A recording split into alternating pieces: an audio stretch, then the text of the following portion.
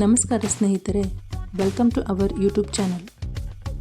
Carrot dessert ಅಥವಾ carrot ಪಾಯಸ ತುಂಬ ರುಚಿಯಾದ ಹಾಗೂ ಸುಲಭವಾಗಿ ಮಾಡುವ ಈ ಸಿಹಿ ಖಾದ್ಯದ ವಿಧಾನವನ್ನು ನೋಡೋಣ.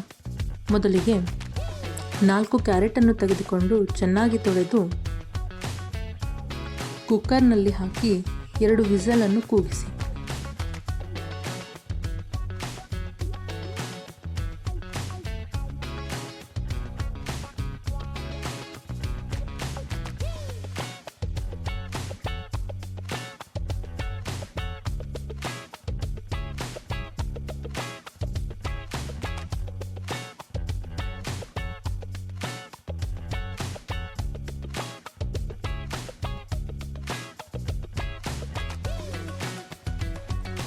ಎರಡು ವಿಸಲ್ ಆದ ಬಳಿಕ ಕ್ಯಾರೆಟ್ ಈ ರೀತಿ ಮೆತ್ತಗಾಗಿರಬೇಕು.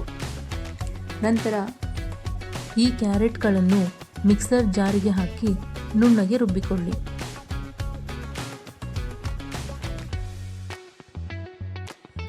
ಈಗ ಇನ್ನೊಂದು ಪಾತ್ರೆಯನ್ನು ತೆಗೆದುಕೊಂಡು ಒಲೆಯ ಮೇಲಿಟ್ಟು ಅದಕ್ಕೆ 2 ಬೌಲ್ ಹಾಲಿನ ಪುಡಿಯನ್ನು ಸೇರಿಸಿ, ನಂತರ 2 ಬೌಲ್ ನೀರನ್ನು ಹಾಕಿ ಚೆನ್ನಾಗಿ ಬೆರೆಸಿ.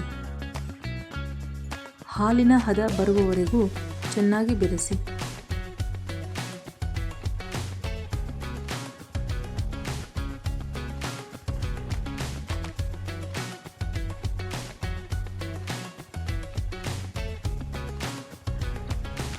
ಈಗ ಈ ಹಾಲಿಗೆ ರುಬ್ಬಿಟ್ಟುಕೊಂಡ ಕ್ಯಾರೆಟ್ ಮಿಶ್ರಣವನ್ನು ಸೇರಿಸಿ ಚೆನ್ನಾಗಿ ಬೆರೆಸಿ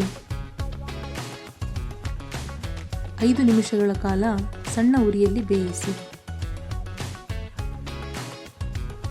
ರುಚಿ ಹೆಚ್ಚಿಸಲು ಅರ್ಧ ಬೌಲ್ ಸಕ್ಕರೆಯನ್ನು ಹಾಕಿ ಚೆನ್ನಾಗಿ ಬೆರೆಸಿ.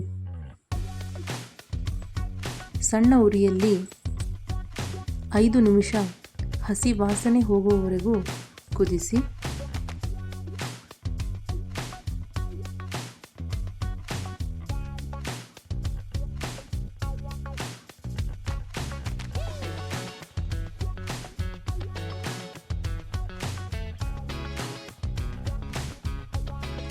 ಚೆನ್ನಾಗಿ ಕುದಿ ಬಂದ ನಂತರ ಕೆಳಗಿಳಿಸಿ.